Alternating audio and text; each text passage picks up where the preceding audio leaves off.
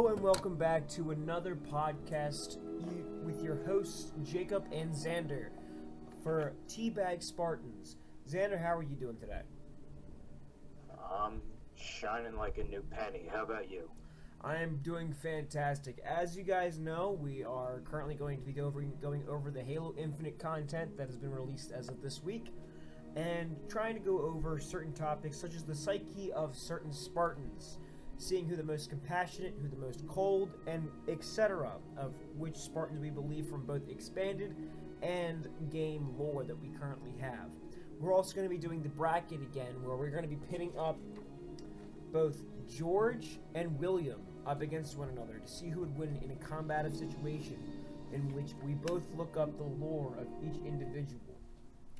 For our first segment, though, we're going to be going over Halo Infinite. So, I'm going to be reading it from an article that has been written on Halo Waypoint. I'm going to leave a link down below in the description. If you were watching on I forgot to mention, this is the first episode on YouTube, everybody. So whoever is joining us on YouTube, I would like to thank you guys for watching. We plan on making podcasts every Sunday and making it better and better for our viewers and followers on each Spoon and YouTube. Due to the fact that this is our first podcast that is on YouTube, it may sound faint, so we do want to apologize for the inconvenience. So, moving on to our first topic.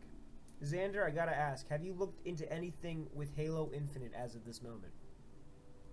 I actually have not seen anything this week, although I have rewatched the Infinite trailer that was released last week several times again to sort of try and gain further insight into what they were doing, maybe look for any nuanced items that I might have missed. Which is understandable. So, a man by the name of Unishek on Halo Waypoint published an article on July 30th of this year addressing some of the issues and questions that the Halo community as a whole has had, which will be linked down in the description below if you're watching this on YouTube. I believe Hidden Xperia has also, and this is a very famous Halo YouTuber, has gone over this. But in answer to some of your questions, which we won't be going to the graphics and visuals, we'll be going more into the lore. One thing that, a little bit more of comedic aspect, my co-host Xander knows how much I have an affection towards the Spartan known as Fred. And addressed in the Halo Infinite article, it asks what happened to Cortana, the created Blue Team, Fire Team Osiris, Lasky, the UNSC Infinity, Halsey, Arbiter, and Atriox, and what is the Harbinger? Due to the fact that they are being very elusive on this statement, they have stated in the article, last week we showed a mission that takes place several hours into the campaign. During the conclusion of that small slice, we introduced War Chief Eshkarum, who defeated the UNSC forces at the ring and is eager for his next challenge. To see what led up to that moment and what comes after, you'll need to play Halo Infinite's campaign. As many of you know, I'm super opposed to spoilers, and loading up all the answers in a trailer and / demo would just be poor form. Rest assured, many of your questions will be answered in time, just by playing the game. Now, as you may know, I am very opposed to this, because I don't know if my boy Fred is going to be in the game. And let me tell you this right now.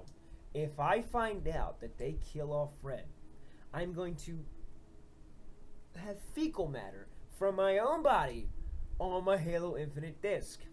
And that is a statement. And if so, that happens, I will take a picture of it and I shall post it on our Instagram. Now, referring to my co-host Xander, I would like to ask you, how do you feel about this statement and how does it affect you? I mean, if you look at the comment that they want to basically extend this storyline long term, sort of like actually what they planned on doing way back in the day with Halo 4 and Spartan Ops, it makes sense theoretically why they wouldn't want to release too much information, because the storyline could possibly branch off in many directions. but your fan base is rabid. It's been 5 years. You can't just, oh, you'll find out. People are getting impatient, and let's be honest, 343 has a lot to prove. The last several of their game outings were not as impressive as they should have been, given the technological assets and the skills of the teams they had. Not experience making Halo games, mind you, but skilled, experienced developers. I hate to say this, it's not that hard to make a Halo game. All you need is an understanding of the lore, a respect for the source material, and an appreciation to continue tradition. Halo is a lot like other long-term and well-loved IPs. It's based on tradition. Don't take a crap on it, and people will love you for it. Completely understandable, Xander. Definitely makes sense because, at a certain point we have an expectation which 343 seems not be living up to at this point. You can see that in Halo 5. Halo 4, as critically acclaimed as it was negatively looked upon.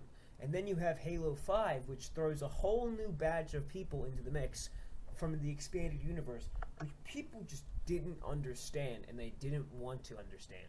So it's just that simple fact that, you're going away from the norm. You have a story with Master Chief, and that's what's expected. Now, going further into the article, you have, will we be getting a chance to play the campaign demo? Yes, when the game comes out, you'll be able to play this space and take out the banished anti-aircraft guns. So, knowing that, I'm just letting our fans know that I'm assuming if you pre-order the game, you'll be able to access a beta and/or a campaign demo. Don't take my words as they're set in stone, but take them with a grain of salt because that's just an assumption. Now, going down to a more negative statement, which I did refer to in our first episode, they are asking about the new MK50 Sidekick and the CQS-48 Bulldog. And they like to say, in quotations, looks cool. But will there be other pistols and or shotguns in the game? Our writer for this article, Unishek, likes to expand on that by saying this. We're excited to build on Halo's legacy slash sandbox while also introducing new components to further evolve the expand gameplay experiences. The MK50 Sidekick and the CQS-48 Bulldog and brand new weapons that bring something different for players to sink their teeth into. The Sidekick is a true sidearm pistol that is lightning fast to draw and fire truly excelling as a reliable backup when your primary weapon is depleted. Excuse me for pausing there. And the brute is bearing down on you. Compared to previous titles, this weapon is closest to the Halo 2's version of the Magnum. The Bulldog is a pump shotgun that is punchy and decently accurate, trading slightly lower damage, 12 gauge versus 8 gauge for a much higher rate of fire. Players will be equipped to dispatch multiple targets quickly, and the Bulldog provides more playstyle opportunities for shotgun aficionados. There are additionally variants each of these, but the classic Magnum and tactical shotgun are currently not featured in Halo Infinite. As we look beyond launch, we have a robust plan to continue evolving the game, which will include further additions to Halo Infinite's sandbox. We understand some players won't be thrilled over the prospects of different pistols and shotguns, but we encourage you to keep an open mind, and we look forward to everyone getting a hands-on perspective with these new weapons when the time comes. Now, as I stated in the last episode of the Halo podcast, you know that I am not very, very excited on the fact that they have replaced a gun which is just the norm. And in Halo 5, they made the same mistake with replacing the Spanker rocket launcher, which they inevitably ended up adding back 5 months into the game's release. So, Xander, I would like to get your opinion on this. So, personally, and this is just my opinion, I agree, I'm not a huge fan of the appearance of these weapons. Obviously, we don't know that much about the function other than what we saw in the trailer. here's my issue, just real quick with the shotgun, because the pistol's a little separate issue. We don't know that much about the caliber and stuff. As someone who has handled shotguns, a lot of shotguns in real life, when they say a small difference between a 12 gauge and an 8 gauge, no, there is a very, very big difference. I've never personally fired an 8 gauge shotgun. I have seen one, but I've never fired it. But I can tell you the difference between a 12 gauge and a 10 gauge is massive. So I just find that a little bit of an understatement, but I don't know if any of these developers actually know anything about firearms, so I'm not going to judge. Now, what sorry, go ahead. Expanding what you just said, they have actually stated that when they were doing the sound bites for making the weapons, they actually had used real firearms as a way of depicting a realistic sound for players to experience. So they have a knowledge of firearms because they chose correctly for the sounds of each gun. However, I have to say this right now. If you look at the trailer and listen to the assault rifle, it definitely doesn't sound that brutish for like what I expect of an assault rifle to sound like. But that's just me nitpicking. A little bit of nitpicking goes a long way. One thing that I would find acceptable, and obviously this is, me sort of projecting some ideas about the game and the storyline out there, I can accept the difference in equipment if, say, for some reason, the UNSC, obviously they're on their heels with the Created, with the Harbinger, with the Banished, whatever the case might be, and perhaps they're short on supplies. For obvious reasons, they're fighting a losing damn war.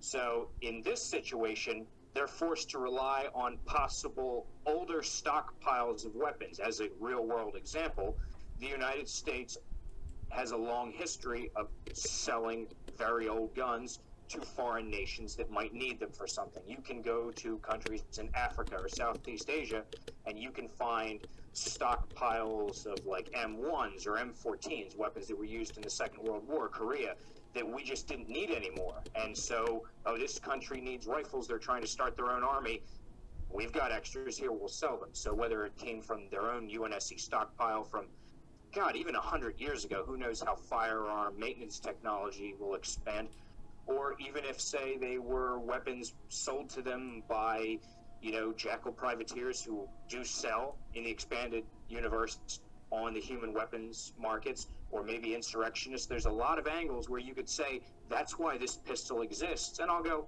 okay. You can't just be like, oh, this is how it is now, because then it's not okay. Yeah, and that's completely agreeable.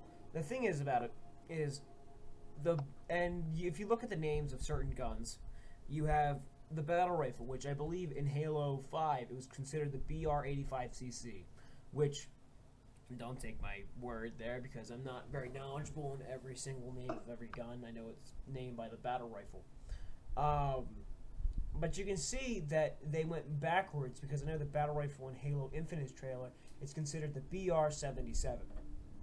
So, at a lore standpoint, as what you just said, yes, it does make sense. But you're making us accept something that, the community is expecting more out of you, Absolutely. Now, going further on into the article, and we have something about Craig.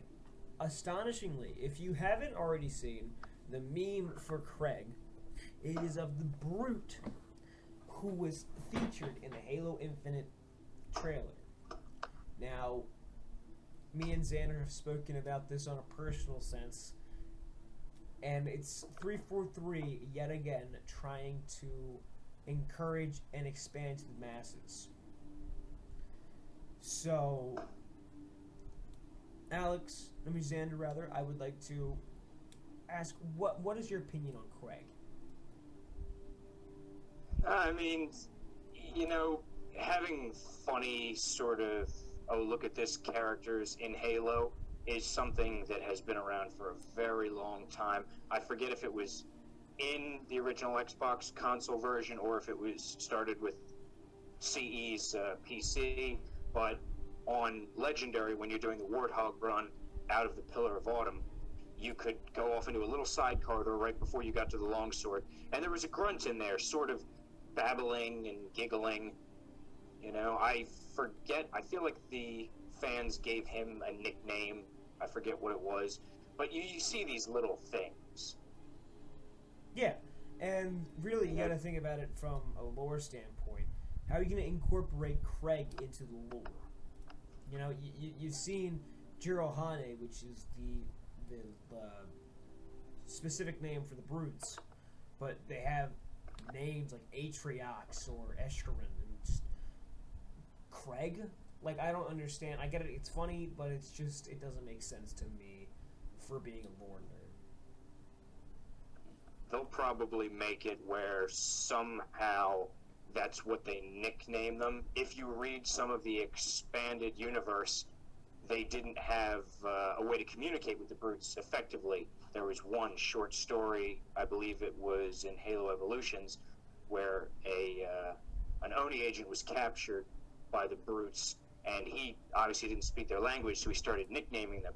One was Butch, one was Ludo, he called another Big Boy, so it might just be a nickname that the Marines or the Spartan 4s or whoever, pinned to this particular brute for some reason, and, they'll carry it on from there. Yeah. All right. So currently, to our listeners on Spoon and to our future listeners on YouTube, we have 4 minutes left of this segment.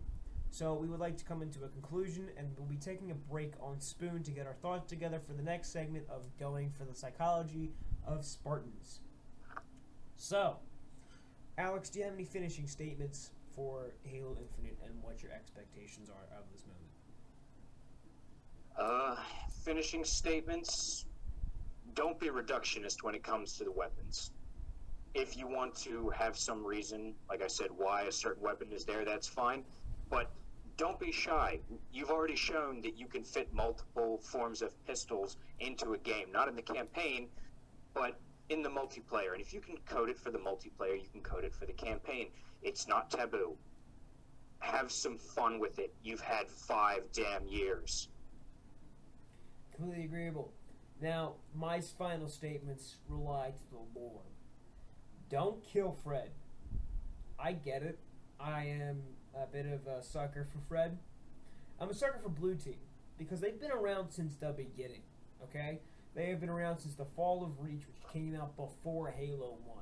And they have occurred in a lot of expanded universe books, and the first game you incorporated them in was one of the worst titles in the Halo franchise. And if you decide to just kill them off outright, just right out of the gate, that is completely and utterly ignorant to the fans, because you are not incorporating them in a sense that people can enjoy their character, because you incorporated them in a terrible game.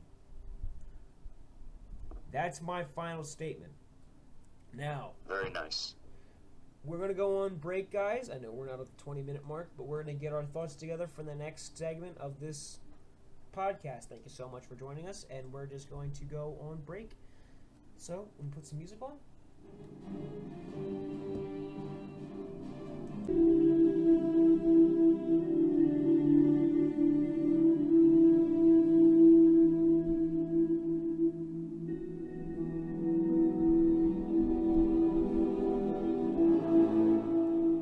Alrighty, folks.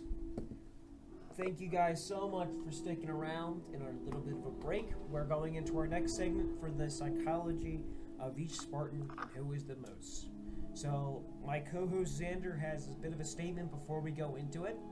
So, Xander, I'll let you go. Thanks, Jake.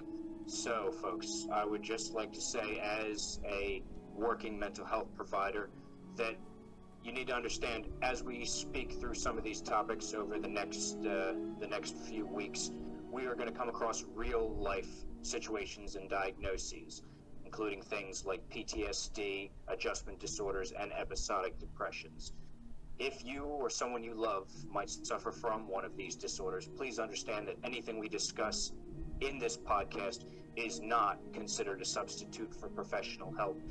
And if you need help, you're encouraged to contact your medical provider for a proper referral. Thank you and be safe.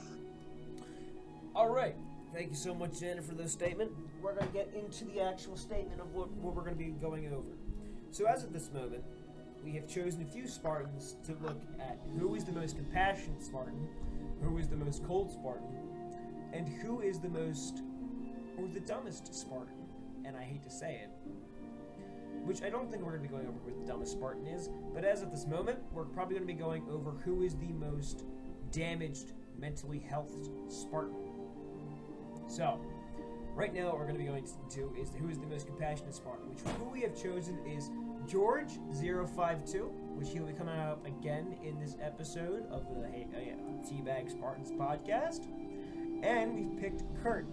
I will be going over George's compassion. I never turned that music down. I apologize. I will be going over George052, and my co-host Xander here will be going over Kurt. So, Xander, would you like to go over Kurt as of this moment? Sure, I'll get us started. So, Kurt Trevelyan, Spartan 051, was born on the planet Circumstance, I apologize, in October 19th of 2511.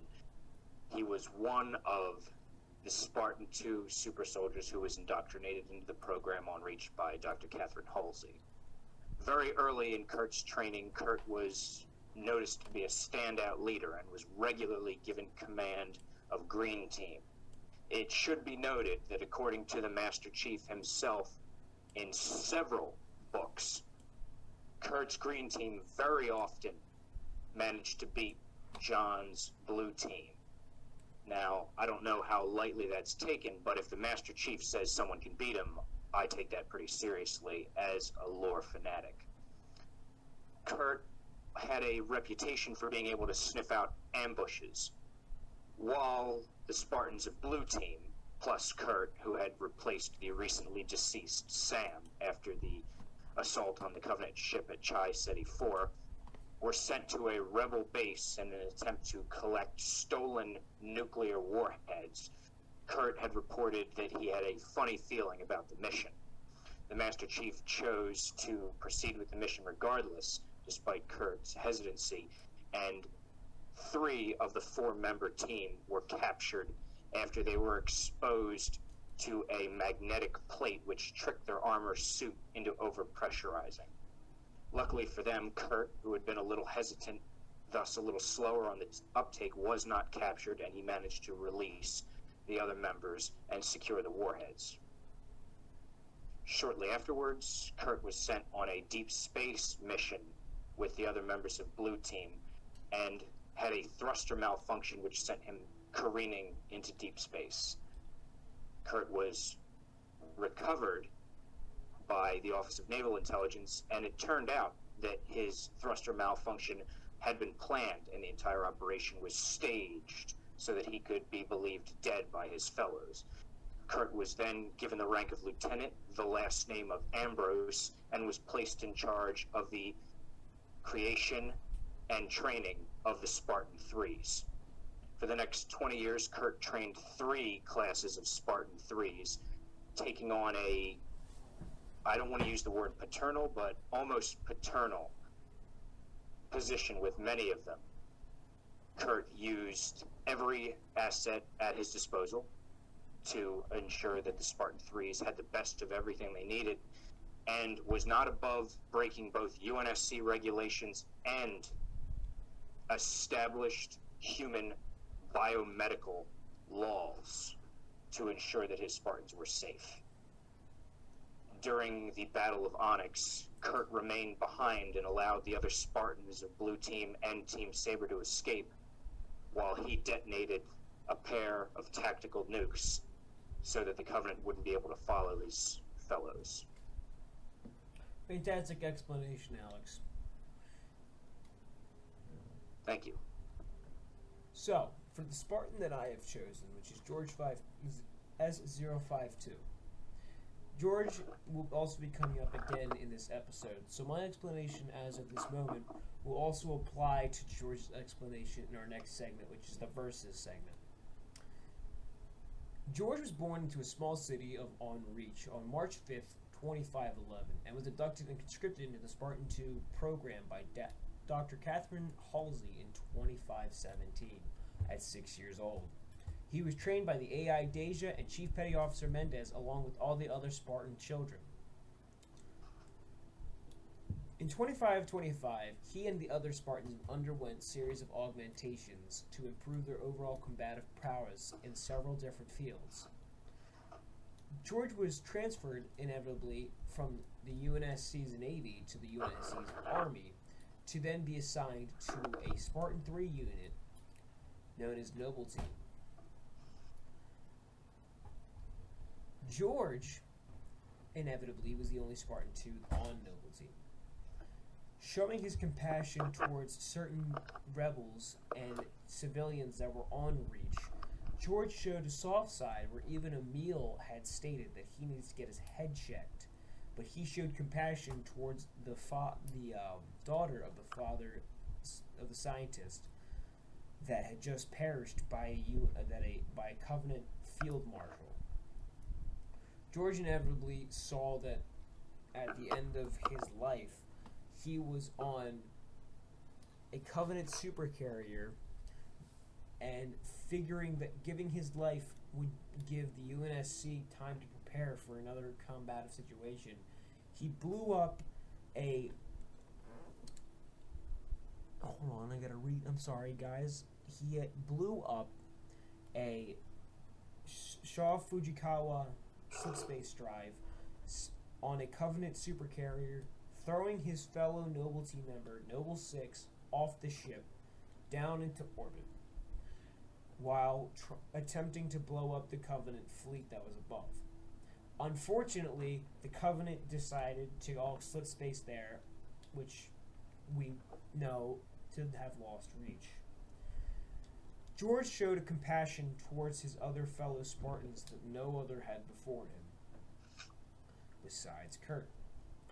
And as we know at this moment, George is known as KIA.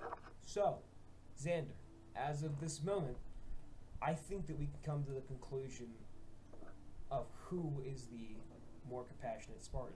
So let's debate it. All right, let's do it. So, for Kurt, I liked how you explained that he was a parental figure to the Spartan 3s. However, George showed a compassion for civilians, which was shown in the cutscenes on Halo Reach. That is definitely true. One of the things that I feel like is most notable about Kurt was the reaction he got from Dr. Halsey.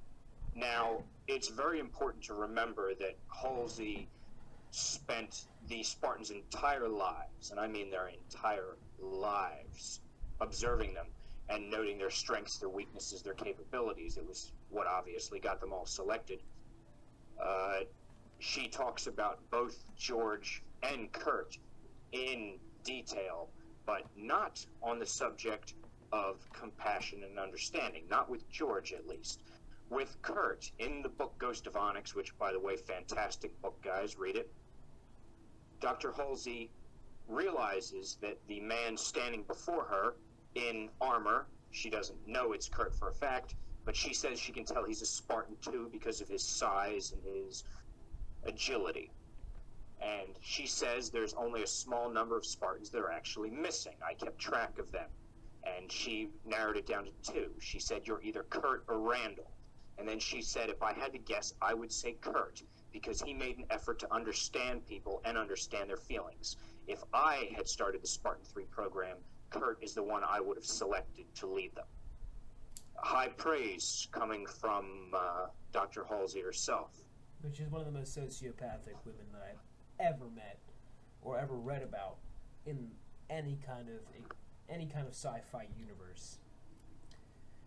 Now George, on the other hand, doesn't have that much explanation for his compassion, but stated on the Halopedia article for George was the only member of Noble Team that had seen as much action, if not more, against the human militants as Covenant forces, described he as being very difficult to read.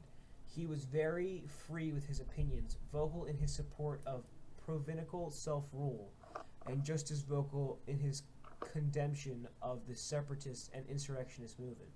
He was shown to be empathetic and caring towards civilians, a trait few other Spartans shared. He was also particularly attached to his home planet of Reach, going so far as to sacrifice himself in order to save it. Just in that, it says that he has an empathy towards civilians, which not many other Spartans had shown. And referring back to what I had stated before, George attempts to comfort Sarah Savard after the death of her father, which is shown in a cutscene in Halo Reach. Shown in that,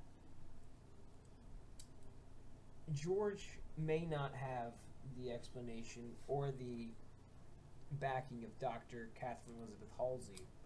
However, George still shows an empathy towards individuals that are lesser than him, as well as he prevented Emil from scaring the farmers on Reach in the beginning of the Halo Reach's campaign, saying to Emil that they were only farmers, and he understood them and understood where they were coming from.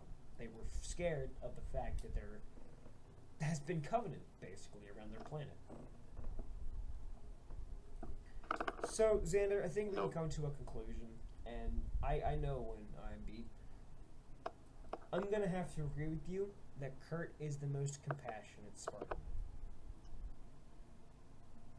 The reason, I mean, obviously I agree, but another quick reason that I'll point out that I think it's Kurt, while we're on the subject, was during his reviews of the Spartan 3 missions, both Operation Prometheus and Operation Torpedo, the heads of ONI Section 3 sat with Kurt and reviewed the mission logs. So they watched the HUD films of the Spartan 3s in actions, including watching almost both platoons, companies, I apologize, they were company size, 300, get wiped out.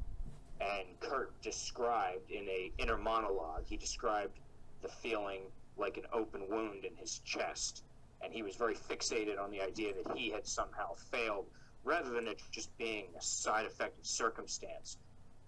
Or there's a few guarantees. No mission planning survives first contact. But Kurt took it very personally that they had died. Certain actions he took after that reflected it. Again, folks, read Ghost of Onyx. You won't regret it. Yeah, so... With George... Sorry, go. George was also stated by Emil, a fellow member of Noble Team, that he was sentimental, so he was able to reflect and remember the past, which could be a statement of empathy that is shown, not of Spartans. Because in Halo 4, it is stated Spartans are broken mentally. Because Catherine Elizabeth Halsey was building soldiers. She wasn't building pillows. Probably a bad analogy, however, it makes sense in my brain. It works for me. Okay, so moving on from the most compassionate, now we're going to go into the coldest Spartan, which is probably going to be our last statement on this subject for this week. So, Xander, I must ask, did you pick the coldest Spartan?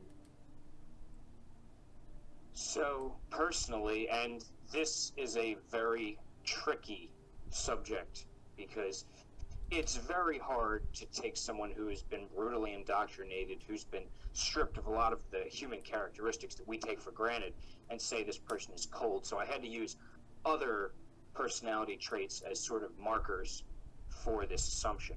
And I personally selected Spartan Jai.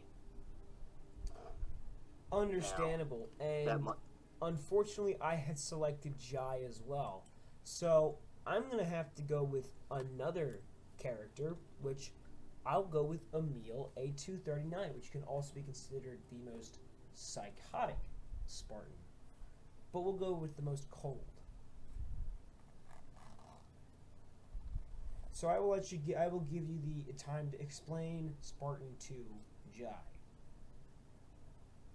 Okay, so there was not as much information about Jai as you might like. He was born in 2511 on an undisclosed planet.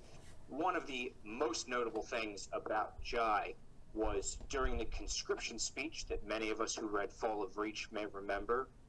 Jai was one of the people that attempted to stand up and leave. And that evening, after lights out, Jai attempted to sneak out of the compound. Now, it didn't work that first evening. They were about halfway up the fence, him and another Spartan from his team, Adriana, when the electrical fences were switched on and they both fell to the ground.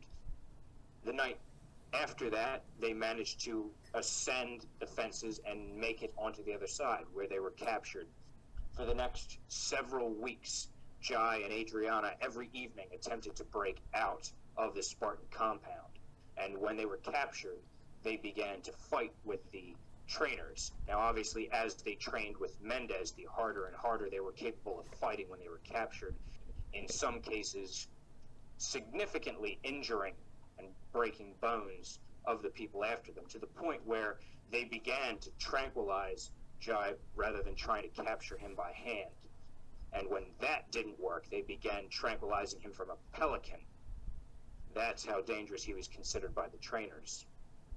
Eventually, he was taken before Dr. Catherine Halsey, who asked him if he wanted to leave. He said yes, for obvious reasons. Halsey, though, had a different appraisal of Jai than he was expecting. Rather than just either let him go or dismiss him, she began to ask him questions about why he was so determined to leave.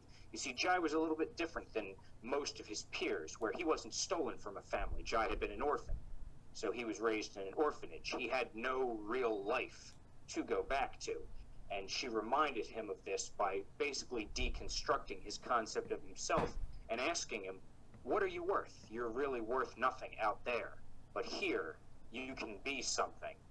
And Jai was rather shaken by this. She told him that they had selected, I believe they were neuroparalytic darts that would trigger targeted amnesia, and the next time he tried to escape, he would be shot in the head with one and would wake up in a city with no memory of the events on Reach.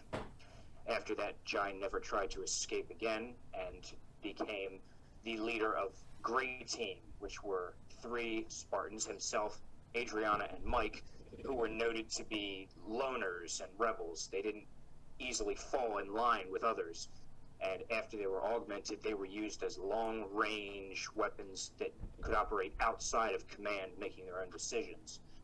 During the missions in the Rebels-held asteroid belt, in structures called the Rubble, Jai had made several comments regarding a certain rebel who had key navigational data that they were sent after.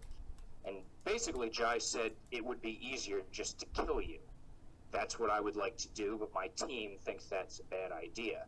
And during another meeting with this said rebel, again, he simply made a comment to his teammate saying, you picked a stubborn one to save, I don't know. And when the man inquired, don't know about what, the other Spartan, Mike, said, let him be, Jai. And the gentleman, Delgado, I believe his name was, realized very simply that his life had just been on the table. Jai was measuring up whether he should just kill him right there. Definitely not a warm and fuzzy guy. Not at all. So, great explanation again, Alex. I must compliment you on your explanation again. So, Emil, I'm just going to briefly explain. So, Emil was a member of the Spartan Threes, which essentially means that his parents were killed during the Human Covenant War, and Oni had gone to him, offering him a chance at revenge, which he opted to choose for. As we all know, the story goes, he joins Noble Team, blah, blah, blah, blah. He was supposed... It's a bit of an explanation, which we will not go into, because currently we are going over the time limit of this segment. However, I feel like we should end it. We're going to go over his personality and traits on Halopedia. Emil believed maintaining one's humanity during a conflict for survival to be irrational, that both ideas cannot coexist, so he decided early on in his career to never let them. As such, he favored an aggressive and loud approach to combat, waiting to prove to everyone, as well as himself, that he was not afraid of the enemy, nor was he afraid of doing whatever was necessary to win the war. It was for that reason that Emil was often guilty of overkill. But his apparent sadism was in actuality an affection. He did what he did because he knew that it could potentially break the enemy's will to fight, not necessarily because he enjoyed it. The one personal action Emil took to signify his victories were the scratches he made on his visor, each of the hundreds of marks that made up its skull visage, in order to threaten the Covenant's opposition at first sight.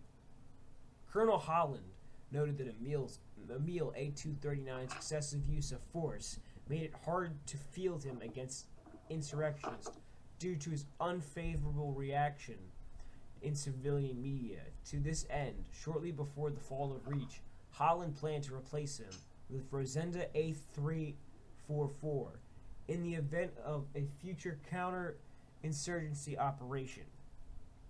Emil was noted to have had the most difficult interacting with non-Spartans than any other members of Noble Team. He treated civilians with suspicion and disregard, which led to confrontations between him and more empathetic George. Despite his hard outlook, he held a deep respect for his teammates, as well as readiness and loyalty to sacrifice himself in order to allow the Pillar of Autumn to escape. Emil handled the loss of teammates such as George by masking his emotions with humor. Despite his abrasive outlook, Emil was nonetheless respected by his peers. He was described as being detail-oriented and unbreakable, an effective member of his unit in the field and one that maintained strict discipline off the field.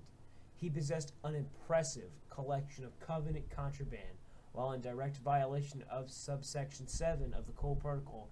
His superiors ignored this, due to them being part of the Army rather than the Navy.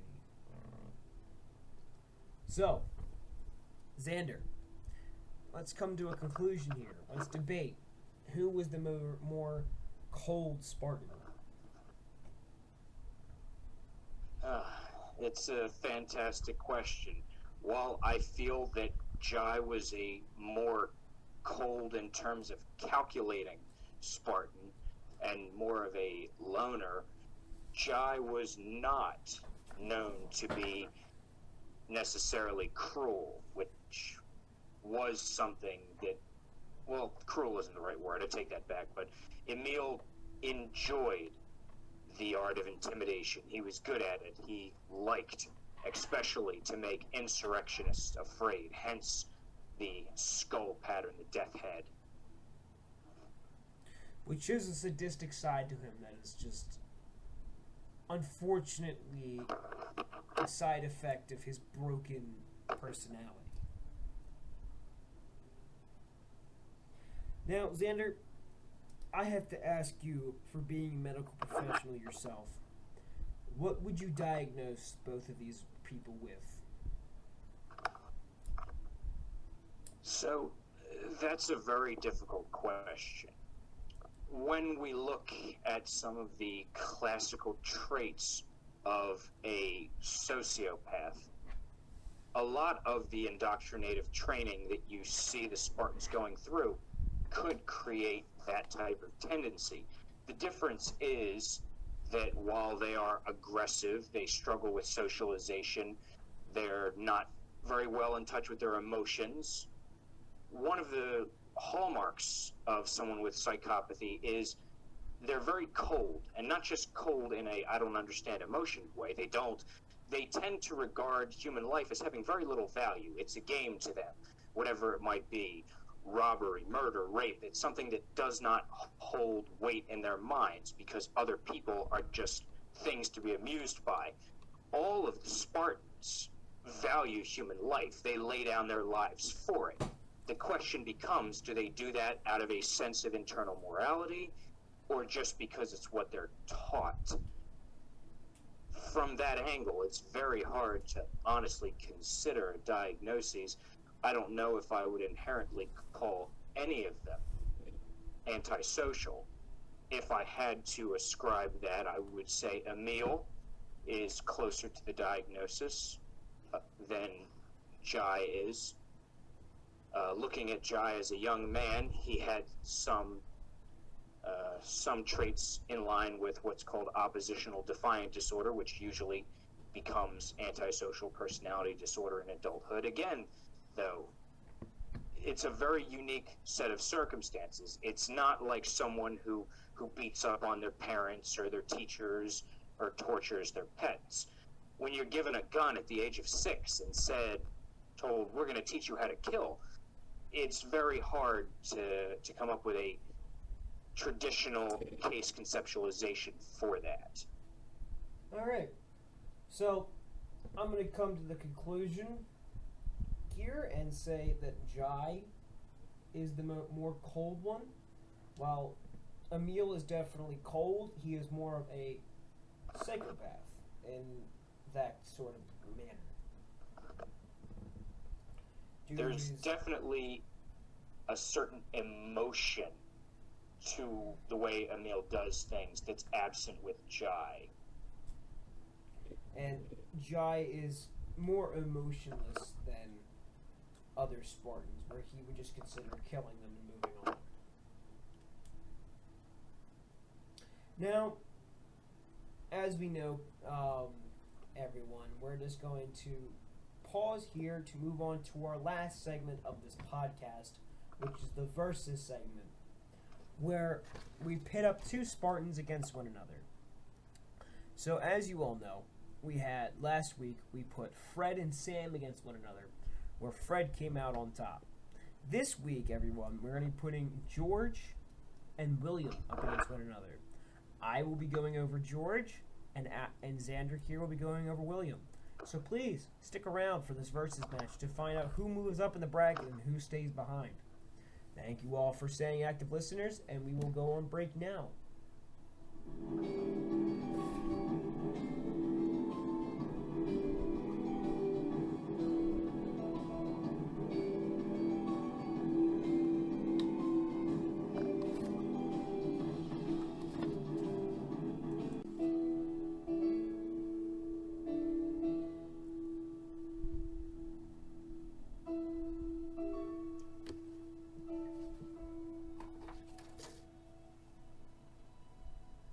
Alrighty, folks, thank you so much for waiting. We are back again. For the people listening on YouTube, it was an instant. You didn't have to wait at all. But for the people on Spoon, you did have to wait quite a bit for us to get our stuff together. So, this week, Alex, let's get a little drum roll in here. If you missed before, we're currently going up George against William this week on Versus. So, do you have a preference of who would go first? I went first last time, so why don't you come at me? Alrighty. So, going over Spartan George 052, referring back, we're going to give you a little bit of the abridged version here and explaining of what he was about and what his service was to the UNSC.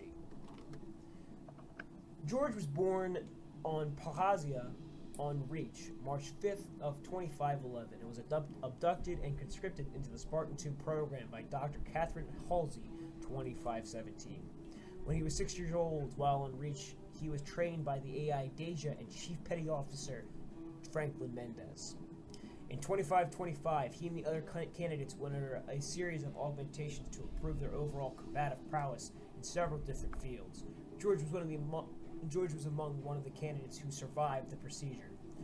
George was transferred from the main Spartan II contingent under the operational command of the Naval Special Weapons to Unicom, Spec War Group 3, at an unknown point during the Human Covenant War. His reassignment may have been facilitated under the guise of being too heavily wounded to continue active duty. He had been assigned to Noble Team as of April 25, 52, when the unit participated in the Battle of Fumarole. Thorn A293 was killed during this mission, and his death would deeply affect the other members of the team, including George. George served Noble Team under the call sign Noble 5 during the Fall of Reach 25-52. He served as the heavy weapon specialist and was the only Spartan 2 on the team. On July 24th, prior to the Fall of Reach, George, along with the other members of Noble Team, investigated an incident on the Visegrad Relay. There, they discovered the Covenant force had bypassed Reach's defenses and had infiltrated key installations and communication centers. During the preliminary stages of the Covenant invasion of Reach, George and Noble Team partook in multiple operations against Covenant force on the surface. Reach, including the counter-defense operation to retake the Office of Naval Intelligence's Sword Base on July 26, and large-scale UNSC assault on a Covenant-occupied site and neutralization of the Covenant Spire on August 12th.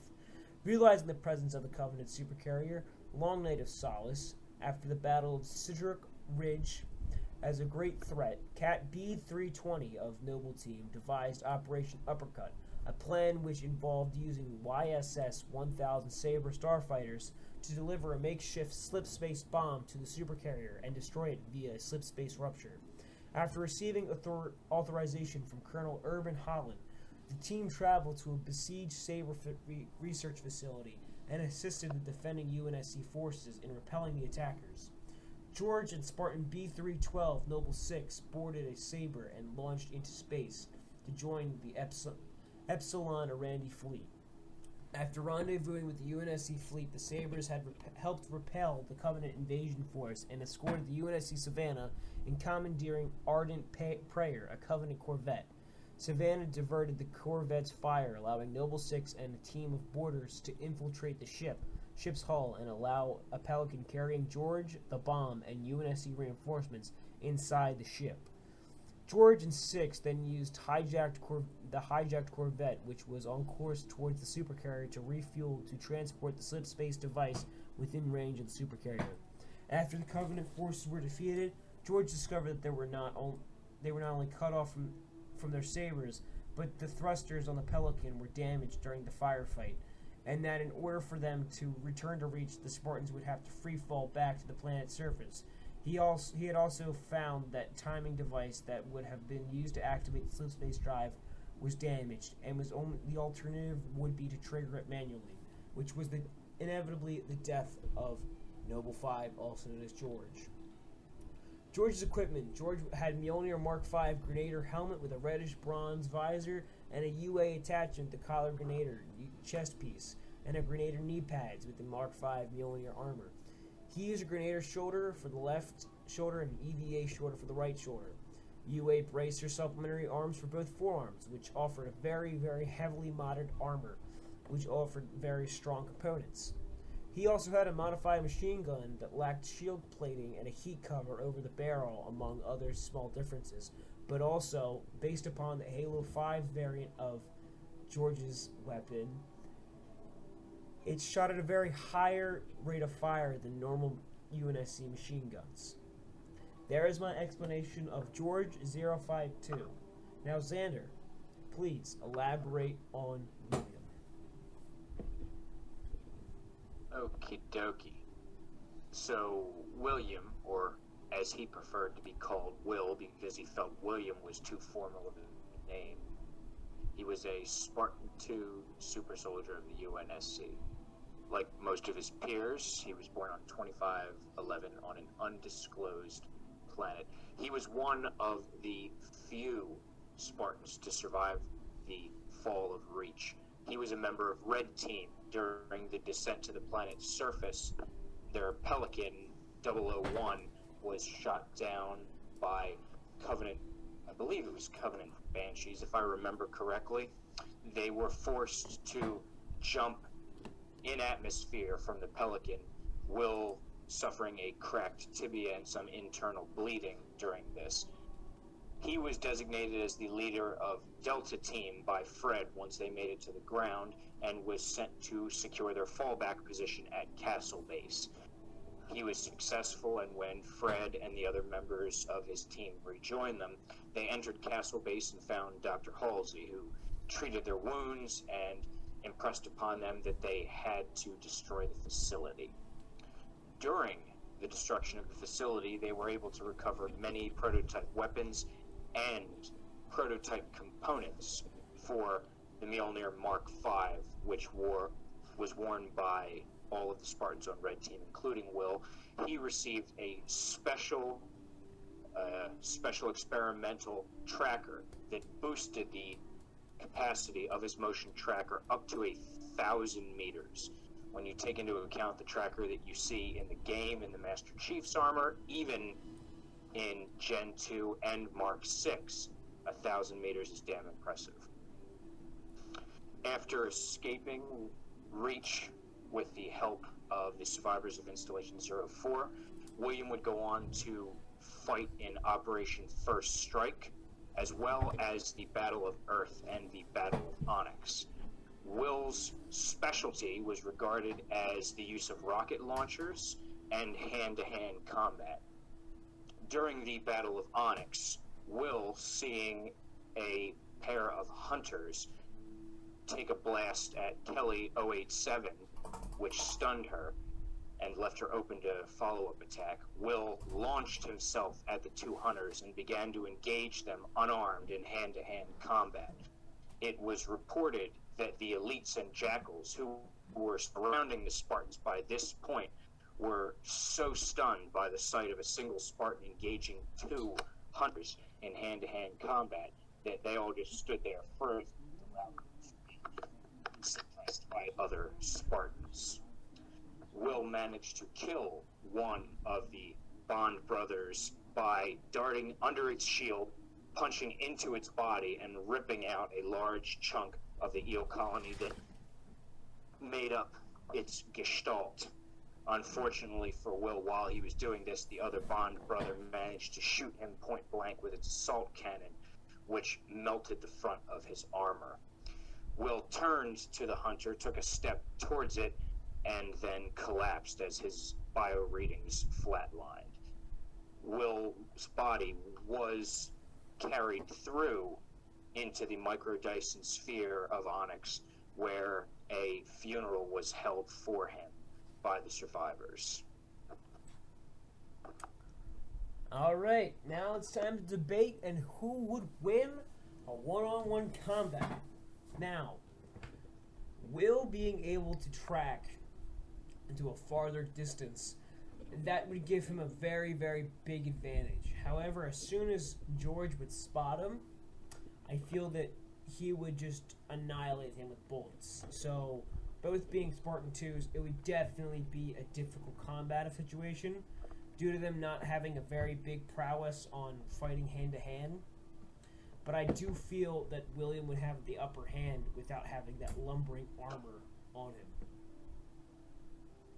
Will was definitely fairly speedy. Also, if we're giving them their weapons of specialty, let's call them, that means that George is obviously getting his chain gun, but you're going to be giving William a spanker. And it was noted that Will was well known for being able to shoot at, it didn't say extreme, but far distances, Covenant Banshees out of the sky.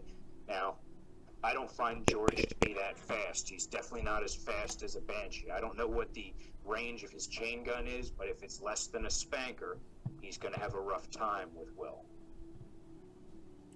I can agree on that.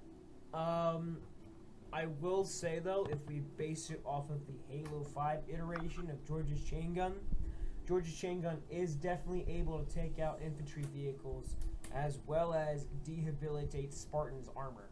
Which, if we compare it to Spartan's armor, George could fire a few rounds into William, which would incapacitate him, William would have to rely on cover a majority of the time.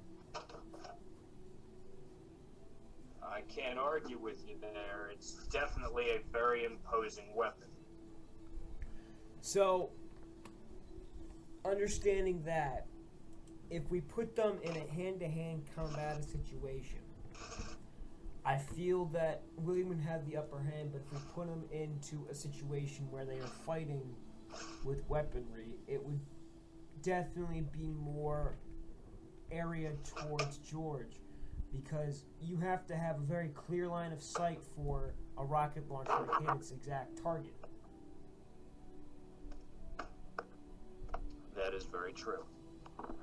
And if George can pin down William, that gives him the upper hand.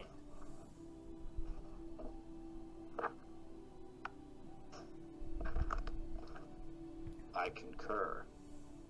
However, as we know, Versus is based upon hand-to-hand, due to what we said before in the episode where Fred had won. So, due to that statement, George has a very lumbering and slow movement due to his armor and due to his size. So,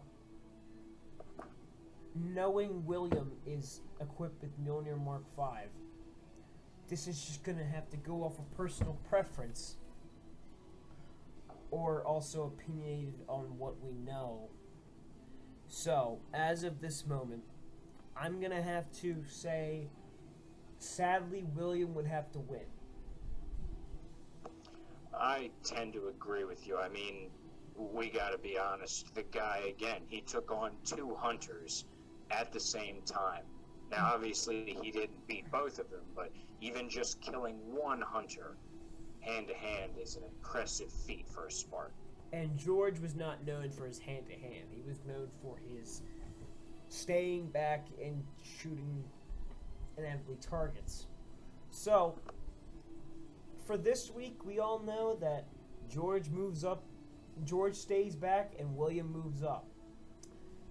So, we've hit the hour mark, everybody, and I would like to thank you all so very much for joining us on this podcast. If you're rewatching it on YouTube or you're watching it live on Spoon, I'd like to thank you all for joining us, and join us next week or next Sunday where we go over the next bracket and the next subject matter of the Halo podcast. Keep looking into the fantastical universe of Halo, and we will see you all next week. Thank you so much. Thank you, guys.